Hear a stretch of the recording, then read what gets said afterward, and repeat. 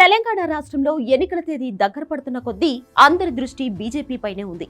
రాష్ట్రంలో ఏ ప్రభుత్వం ఏర్పడుతుంది అన్నది డిసైడ్ చేయబోయేది కమలం పార్టీ అంటున్నారు విశ్లేషకులు. అందుకు తగిన సమీకరణాలు, లెక్కలను చూపిస్తున్నారు. 2018లో బీజేపీకి ఓట్ల శాతం 6.98 ఉండగా 2019 లోక్సభ ఎన్నికల్లో కొన్ని నెలల్లోనే ఆ పార్టీకి 19.65 శాతానికి పెరిగింది.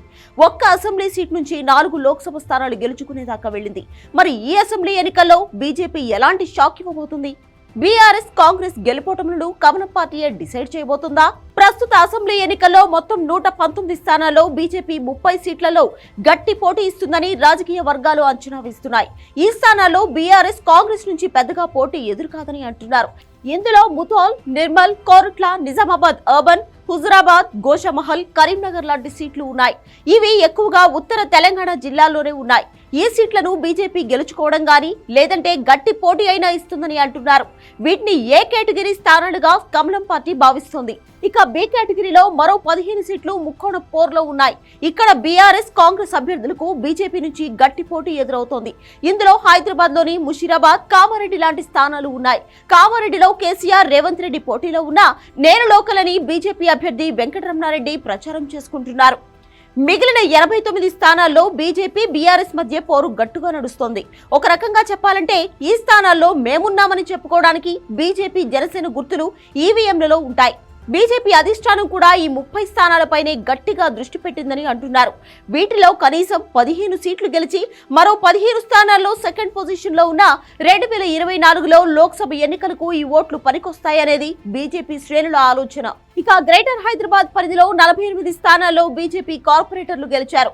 వీళ్లలో కొందరు బీఆర్ఎస్ లో చేరిన హైదరాబాద్ పరిధిలోని అసెంబ్లీ సీట్లలో సత్తా చాటాలని కమలం పార్టీ భావిస్తోంది. అందుకే ప్రధాని నరేంద్ర మోడీ, హోంమంత్రి అమిత్ షాతో సిటీ బేస్డ్ గా బహిరంగ సభలు కూడా నిర్వహిస్తోంది. మల్కాజ్గిరి నియోజకవర్గంలో తమిళుల జనాభా ఉంది. అందుకే ఆర్థిక మంత్రి నిర్మలా సీతారామన్, బీజేపీ తమిళనాడు అధ్యక్షుడు అన్నామలై, నటి ఖుష్బూ లాంటి స్టార్ క్యాంపెయినర్లతో ఈ ఏరియాలో ప్రచారం చేస్తున్నారు.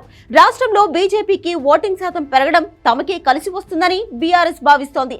ప్రభుత్వ వ్యతిరేక ఓటు అంతా కాంగ్రెస్ కే పోకుండా ఇలా బీజేపీ చీల్చడం వల్ల తమకు ప్రయోజనం ఉంటుందని నమ్ముతున్నారు. 2018లో బీజేపీ దాదాపు 100 సీట్లలో డిపాజిట్ కోల్పోయింది. కానీ ఈసారి అంత ఘోరమైన పరిస్థితి ఉండదని అంచనా వేస్తున్నారు.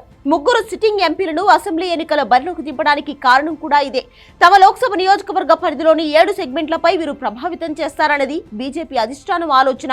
నిజామాబాద్ ఎంపీ ధర్మపురి అరవింద్ కోరుట్ల నుంచి పోటీలో ఉన్నారు.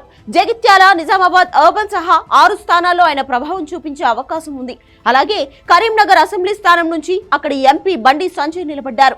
ఆయన కూడా తన ఎంపీ స్థానం పరిధిలో నియోజకవర్గాలను చుట్టేస్తున్నారు. బీసీ ముఖ్యమంత్రి నినాదం బీజేపీకి అంతగా కలిసి వస్తుందని అనుకోవడం లేదంటున్నారు రాజకీయ విశ్లేషకులు.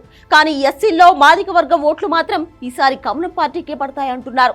గతంలో బీఆర్ఎస్ కే ఓట్లేసిన మైనార్టీలు ఈసారి కాంగ్రెస్ వైపు చూస్తున్నారు. హైదరాబాద్ తప్ప జిల్లాల్లోని ముస్లిం ఓటు బ్యాంకు కాంగ్రెస్ కు టర్న్ అయింది.